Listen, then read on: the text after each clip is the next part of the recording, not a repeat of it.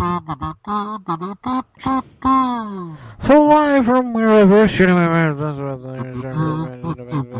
get to plus we get the rest of the report whatever 6 minutes. And now here you're listening this minute the 11 o'clock hour whenever you're listening to this trailer man is in the next day right here on Spreaker.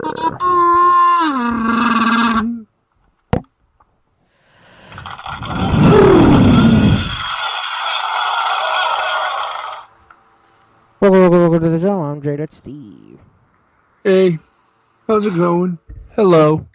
Hope you appreciated our week off last week because I forgot to do a show on Sunday. Oi. Hey. We need a break sometimes. Yeah. And don't worry, we will get a new episode of The Last Call Cafe up this week as the one we uploaded yesterday was last week's. It's all convoluted, but we'll get used to it. Anyways, it's time for our Toonami review about to base up to it. Let's get to it. On Dragon Ball Super, Bulma has big news for Goku. While visiting Beerus' world for further training, Goku decides to convince the two Xenos to hold a martial arts tournament encompassing every universe. A paranoid agent, Misake Ikari, confronts a little slugger in her home and tells him that his entire existence is an illusion. On Mob-Psycho 100, Ritsu and the others are abducted by a mysterious man named Koyama and taken to the secret organization Claw's 7th Division. On Black Clover, Sakura reflects on Patri's reincarnation and that of his fellow elves, the utter havoc they wreaked, and how it all ended and what her future might hold. On Ballmasters 9009, desperate to lose her beer gut by game day, Gaz trains under the master of Wasport Abs, Flip Champion. On Ballmasters 9009, the crippling fear of humiliation leads Gaz to sabotage the Lepton's secret plan and a critical match against her former teammates. And on the British Shippuden, Ghost from the Past. And that's your Toonami review, but we zap to it. And now, to Steve for the rest of the show. Okay, thank you very much, Brain. And let us begin with a little spin and a little tap dance. That's right. Backstage news on Kenny Omega's booking in AEW. As noted, the direction of Kenny Omega's character in AEW has been criticized in the past by fans for his lack of success as a singles competitor in the promotion. The idea behind Omega taking his time to build other talent and strengthen the tag division during his first year in AEW is because he was set to be billed as a star in year 2, according to Dave Meltzer of Wrestling Observer Radio. So take what Meltzer says with a severe dot of salt. He noted that this might still be the direction AEW takes with Omega. Omega has responded to criticisms of his AEW singles career in the past, noting that just because his career might not be in the same place it was at his New Japan Pro Wrestling peak, that doesn't mean he's not finding success elsewhere. Because I decided to take a different path in my career because I'm not doing these long, drawn-out 45-minute to 1-hour matches in singles competition, it doesn't mean that I'm not the same guy. This isn't about tooting my own horn, toot toot, but it's like I'm now helping run a company that has live television every Wednesday. Well, let's be honest, every first or third Wednesday because all the rest is on. They're live on one Wednesday, then tape on the next Wednesday, so you get the idea. But they're going to be live every Wednesday soon. I'm part of a very successful tag team with Hangman Adam Page, a guy that I have a lot of chemistry with, and I'm existing within a division of guys that are amongst the top of all the tag teams on all of the planet and showing that it takes more than just having a good long singles match to be called the best in the world. Omega will be teaming up with his fellow, the Elite members Matt Jackson and Nick Jackson to take on Jurassic Express, Jungle Boy, Luchasaurus, and Marco Stunt on this Wednesday's Fight for the Fallen live episode of AEW Dynamite, Wednesday night at 8, only on TNT. That's right, TNT.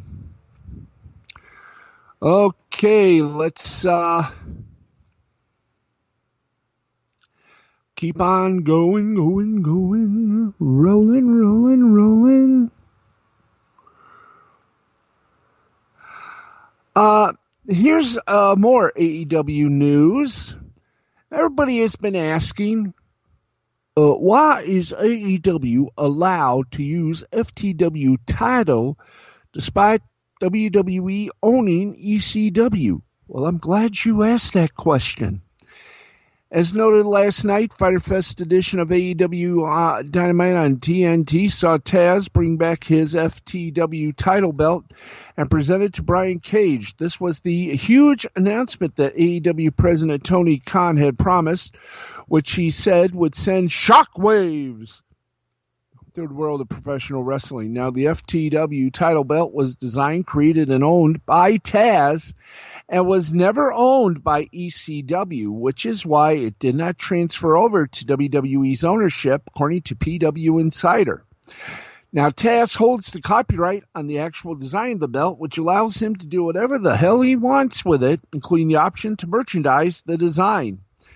Cage will be billed as the FTW champion going forward in AEW, and the belt seen on Dynamite last year is the original belt from ECW. Taz has been in possession of that belt for the last 20-plus years, and if you are a fan of the post shows that Taz, JR, and Excalibur have done during the taped broadcast, you may have noticed maybe a few episodes the FTW belt prominently displayed in the background of Taz's home. Now, Taz noted in his promo that he wanted Cage to have some momentum going into next week's title shot from AEW champion Jon Moxley at Fight for the Fallen, and that the title represents who the baddest SOB in wrestling is. Taz previously used the FTW title belt in the original ECW during 1998 and 1999. Our good friend Sabu was the only other wrestler to hold that belt, which was unified with the ECW World title in March 1999.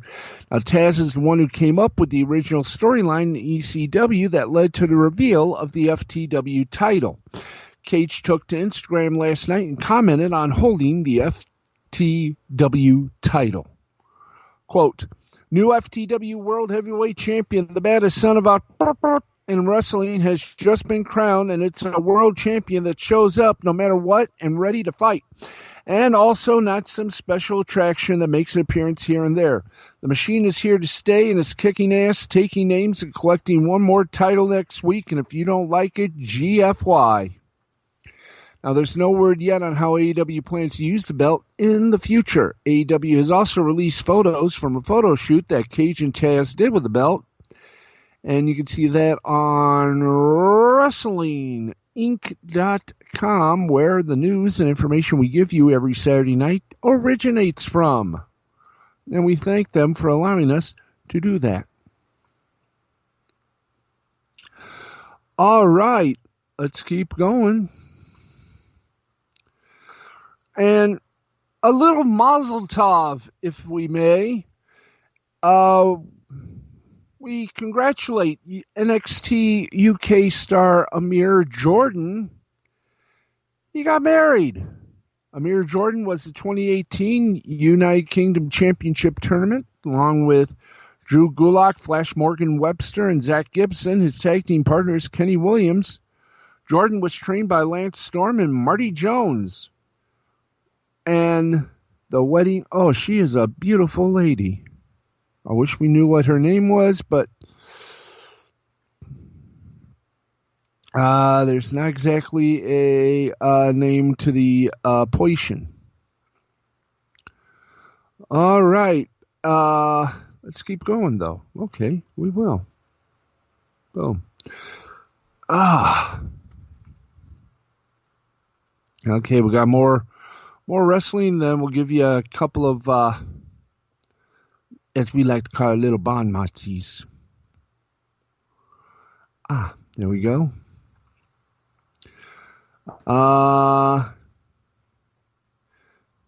Yeah, let's go right here.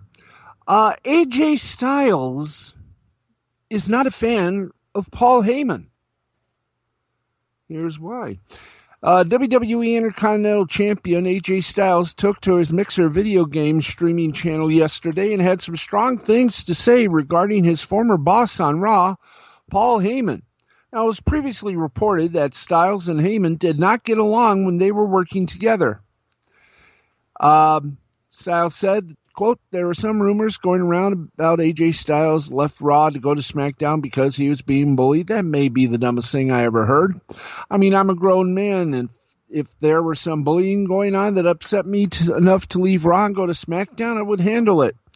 And whether I got my tail beat or not, I'd still handle it. I'm a grown man, so I'll just throw that out there. When it came to a rumor about Paul Heyman and being upset with him because he didn't take up for Gallows and Anderson before they got released, that's not what it was at all. AJ continued. It's not even close. I'll give you a snippet of what me, Gallows, and Anderson already know. Paul Heyman is a liar. Now you know. I'm sure you heard that before. If you go back to his ECW days, you'll hear that. He's a bold-faced liar, so that's my take on that. I'll let Gallows and Anderson add to it.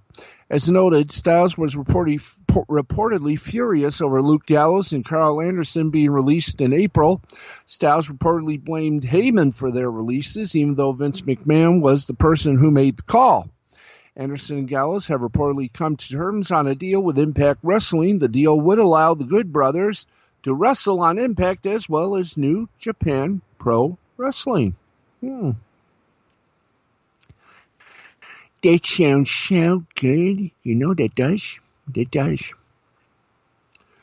Okay, now we all know Dasha Gonzalez, good host on she and Tony Schiavone were the host of AEW Dark before Excalibur and Taz took over.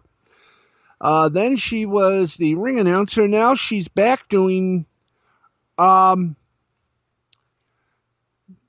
color commentary for the Spanish language broadcast of AEW Dark on YouTube. She was recently on Talk is Jericho. Gonzalez talked about her release from WWE and approaching Brandy Rhodes, who she knew from their days together in NXT, about an opportunity with AEW. I remember after getting let go, I texted Brandy like, hey, just wanted to let you know I'm no longer with WWE. AEW had been announced. TV hadn't started. Gonzalez recalled, well, you know what? We're not looking for anything right now, but possibly when TV starts, we're looking for somebody full-time. Everything just happened in its own timing. I'm extremely grateful for that. She talked about her time as both ring announcer and timekeeper for WWE. She called herself a professional runner in heels when avoiding wrestlers. She said that she learned a lot and got into the role because she entered WWE wanting to be a wrestler. For me, for me personally, I always felt like I was a part of the show at the same time. So if a heel is coming for me, I'm going to go back. If someone's coming for your chair, I'm hightailing it out of there. I'm a professional runner in heels now, trying not to get people to fall on you. I just try to get out of the way or be part of a show. That's the thing with pro wrestling. Anything can change on the fly. Somebody could get injured or hurt. You have to watch what's going on because I entered the business as a worker. It was one of those things of like watching the greats. I was just always immersed in it, trying to learn just in case I can get the opportunity. Gonzalez complimented AEW for the creative freedom that is given to the talent. She also talked about the relaxed atmosphere in AEW. Me and on the announcing side, everyone has always been very cool with me, but the creative freedom in AEW is something that is so appealing. All the talent just loves it, Gonzalez noted, being able to have an idea, put out the idea, and get positive feedback. And negative feedback as well, but at the same time, I feel just having that creativity allows them to grow their characters. Then having veterans and people with a lot of TV experience, many of the talent didn't have TV experience when we first started, so just the overall vibe is so chill and so cool. I greatly appreciate that. Now, one of Gonzalez's roles in AEW is color commentary on the Spanish broadcast with Alex Abrantes. She talked about the conversation she had with AEW Executive Vice President Cody Rhodes about being approached for the role. Dasha explained, I remember when Cody had approached me, he was like, "Hey, so do you speak Spanish?" I was like, "My mom would be very disappointed if I didn't." He goes, "So how do you feel about doing Spanish commentary?" I was like, "I've never done it before, but if you're willing to trust me, I will give you 110%. He said, "Cool, let's do it." And that's how I got started doing Spanish commentary. She also talked about the transition to color commentary since it's a role that she's never done before. She noted that she is only familiar with WWE, having been so immersed into that world for so long, and how she has had to learn about the AEW talent. Jericho wondered what Gonzalez's interactions have been with the bosses of AEW and WWE. She says that her interactions with Tony Khan and Vince McMahon have been brief, with McMahon giving her a short compliment. Very far and very few with Tony Khan, Gonzalez says. I mean, he's a cool guy, always just thank you after everything, but we're not best buds or anything like that. I talked once, twice with Vince, got a good job, kid, one time. That's about it. And by the way, thank you, Talkish Jericho, and a beautiful thank you to Wrestling Inc. for the transcriptiones of the Dasha Gonzalez little interview. Okay, let's get you to somewhat of a brochette of a story, if we can go back. There is, by the way, some wrestling to talk about. New Japan Wrestling Dominion live coverage. We're going to tell you what matches have been happening. Unfortunately, nothing's happening. Why? Because the coverage of New Japan Wrestling Dominion from Osaka-jo Hall in Osaka begins early Sunday at 2 a.m. or 11 p.m. tonight for those on the West Coast. Let others know.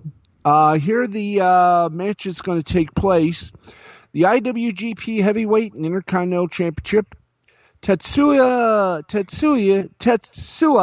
Naito, the champion, will take on Evil.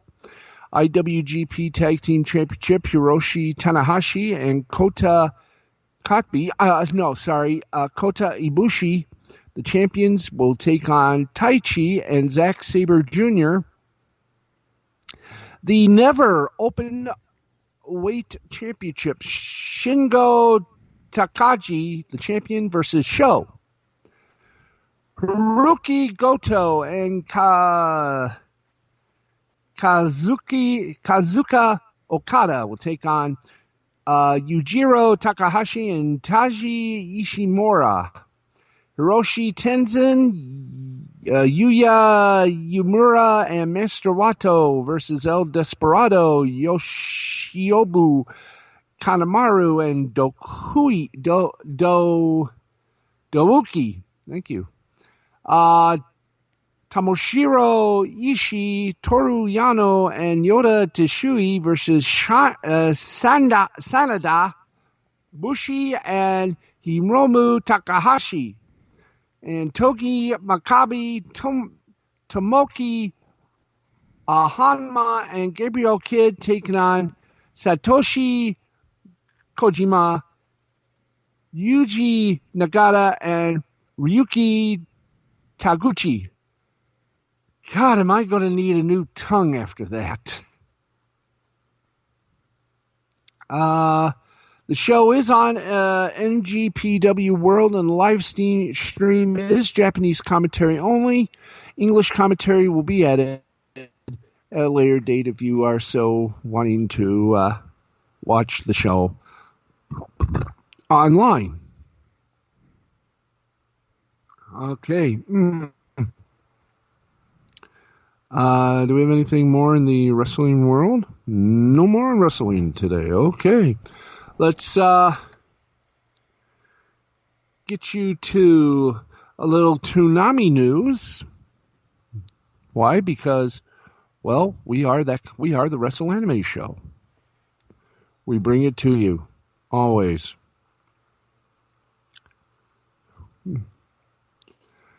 Let's see.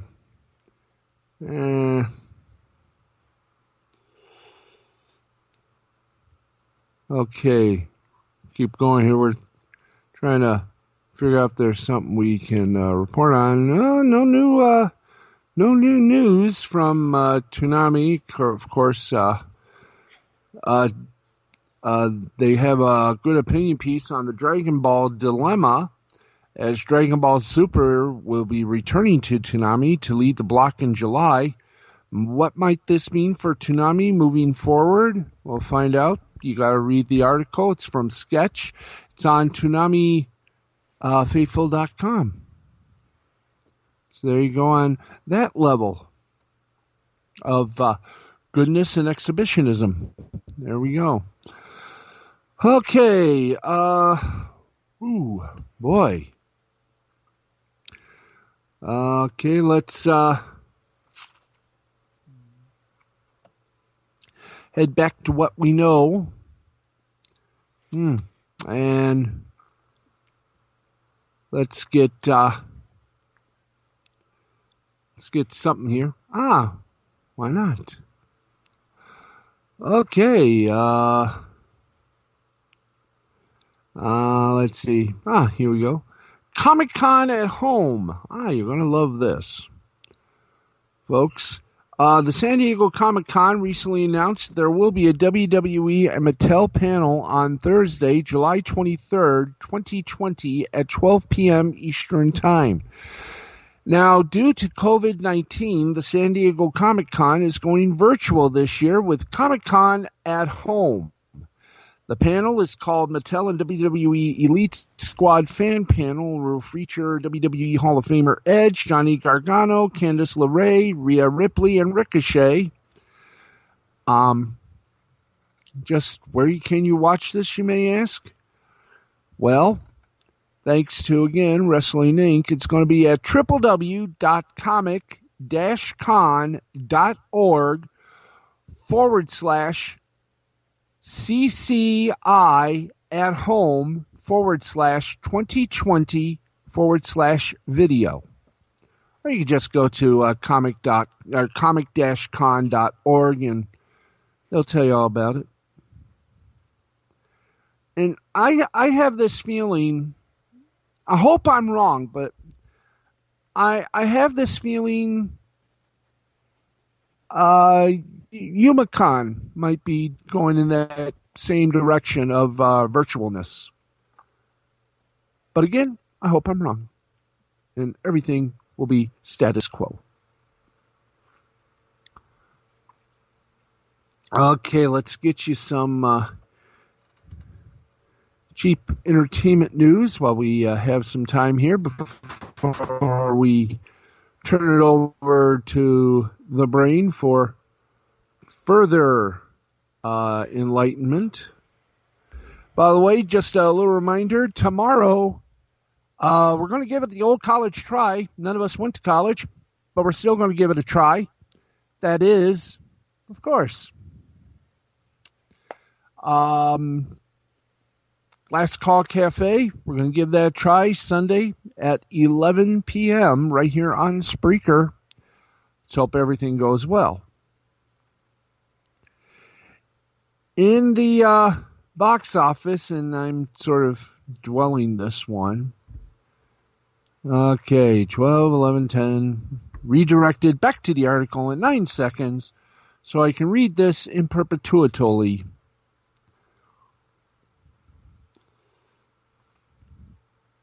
Alrighty. For the first time since the February 1997 reissue, Star Wars The Empire Strikes Back is leading at the box office this weekend after clocking an estimated, and let me check the date on this, an estimated 175,483 locations. Empire should end the weekend with a 3-day take in between the high 400 and low 500. Some of those recent classic reissues, such as Ghostbusters last weekend and Jurassic Park and Jaws over the June 19 to the 21st weekend, have been collecting around $500,000 lately in a given weekend on less than 500 sites. Last night's gross for Empire Strikes Back brings the 1980 George Lucas executive produced and story by and Irvin Kershner directed movie's lifetime gross to $290.4 million stateside. The Pix 5-day gross stands right now at 210,000.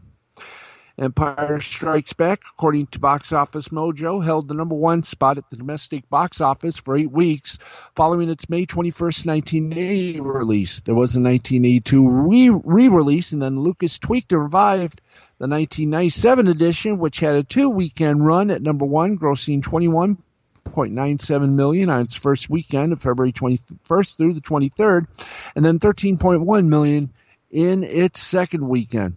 Now, Disney can boast the top 3 spots at the box office this weekend, with 20th Century Studios' Empire at number 1, Marvel's Black Panther at number 2, with an estimated 110,000 at 336 sites yesterday, and Pixar's 2015 Oscar winner Inside Out with 106,000 at 316. Drive-ins, despite repping a third of the over 1K supply of theaters open, continue to rake in the most business, with a majority of the top-grossing 135 locations in the U.S. being drive-ins. In the top 5 were CineDrive in St. Eustache, Quebec, the Sacramento 6 in California, the Capital 6 in San Jose, California, Transit Drive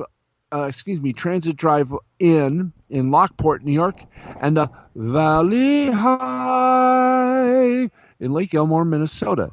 There's a lot of financial upside for exhibition on catalog titles, and that typically the studios charge movie theaters a flat fee of just $250 a title. Ooh. Ooh, ooh, ooh, ooh. And while we are sappy happy, Walt Disney World is back in the business. The biggest theme park on the globe and arguably the Walt Disney Company's most important asset opened for business yesterday. How about today? For business Saturday after being shuttered for nearly 4 months with a swell of hope and twinge of apprehension. The anticipation has been massive given the symbolic heft of the park, a bellwether for Disney's recovery, the crippled tourism industry, and the nation's quest to return to a semblance of normality. But it comes amid a COVID-19 spike in Florida, which today reported over 10,000 new cases, following more than 11,000 on Friday. Jason Kirk, vice president of Magic Kingdom Park, said in a tweet Saturday morning, "To all who come to this magical place, welcome. On behalf of the entire team here at Magic Kingdom Park, we're glad you are visiting today."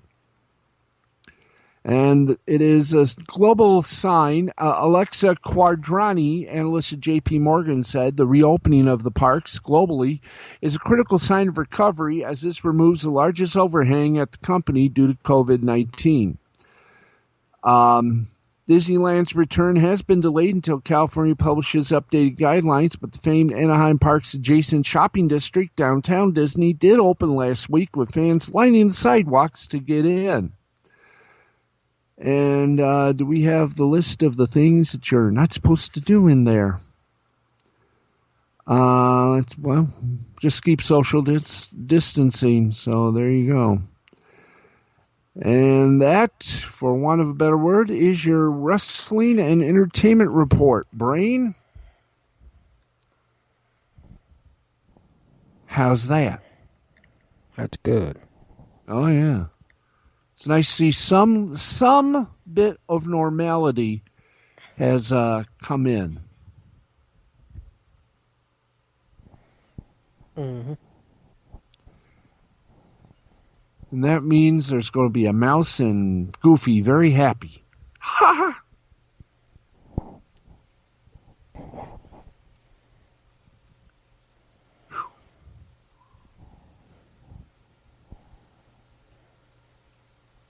Okay, I think that's going to take us out of here.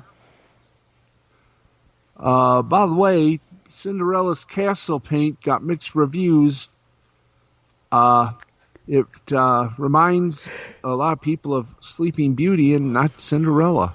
Ooh, boy. So there you go. Anything you like to add to it, Brain?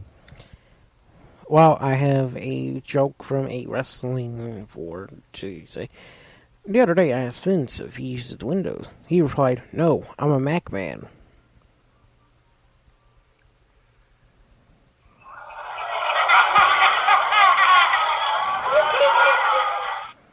Why didn't they allow Daniel Bryan at the gas station? Because he was carrying matches.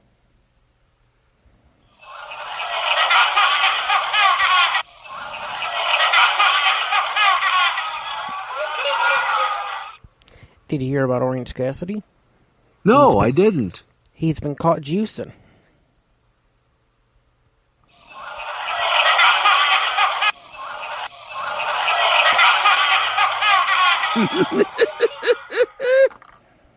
I've been watching a lot of BWO matches lately. I guess you could say I'm on a Stevie kick.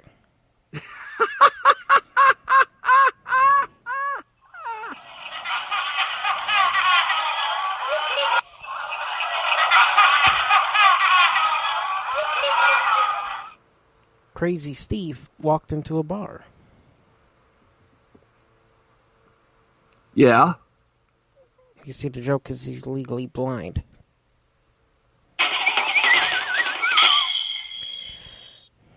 After Vince left, Gerald Briscoe walked in. Oh no, I'm Mr. McMahon.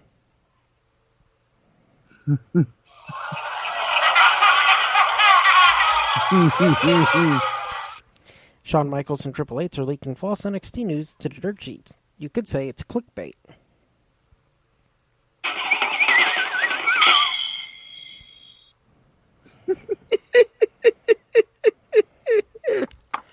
What do you get if you cross Umaga with Val Venus? What? A Randy Savage.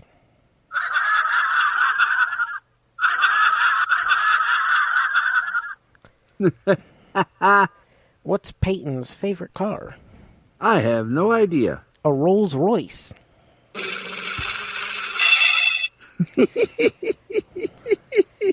What did Jericho say after lounging in a spa? I don't know. A little bit of the bubbly.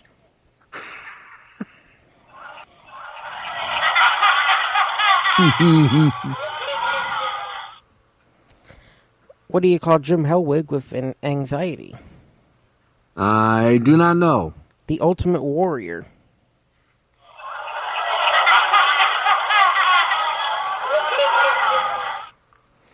Back in the territory days, wrestlers really tried to protect the business and shield its knowledge from outsiders. They were really keeping the secret to wrestling under wrist lock and key.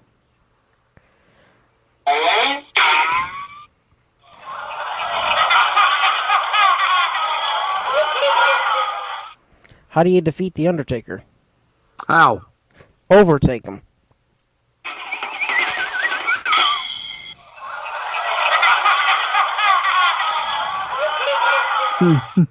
What do you get if you cross a 90s wrestler with a chocolate bar?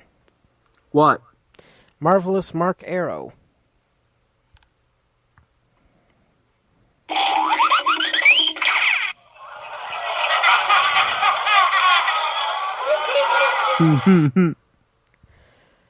What's Terry Bollea when he's sad?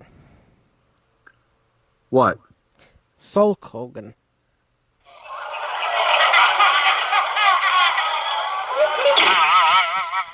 What's Terry Bollea when he's being sneaky? What? Skulk Hogan.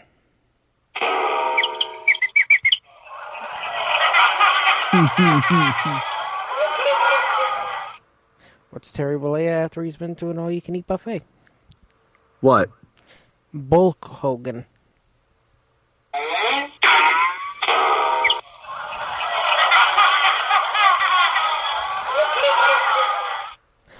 What's a Terry Bollea statue? What is a Terry Bollea statue? Sculpt Hogan.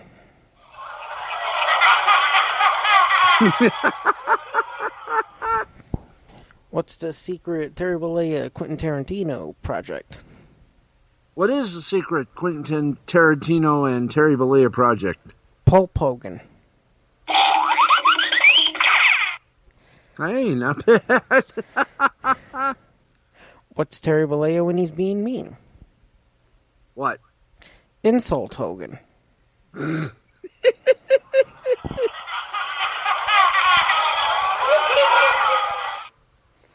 Did you hear about the leader of Hulkamania?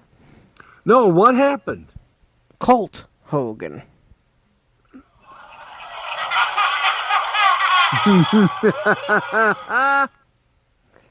How do you describe Arnold Schwarzenegger's Conan the Barbarian character? How? Macho Man, Randy Savage.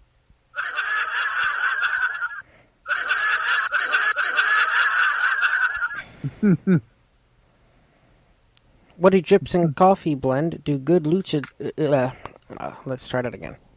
Okay, take two. What Egyptian coffee blend do good lucha things drink after 5 p.m.? What? Sankara.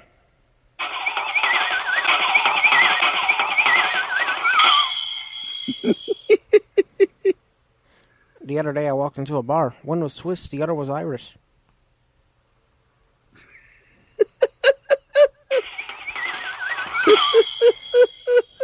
And to finish this off, Hulk Hogan recently started a professional photography business. Its slogan is, "It's a shoot, brother."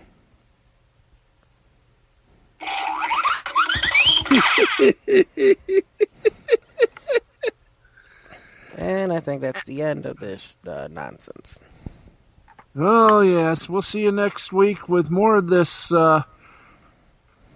enchantment for you as Jay the Brain Man presents Wrestling Anime Hut with Jay the Brain Man, yours truly, Steve the Baxman Baxley. We'll see you next week right here on Spreaker. And don't forget the special edition tomorrow night, Sunday night, of Last Call Cafe. That's right. Till then, ta-ta. Adios.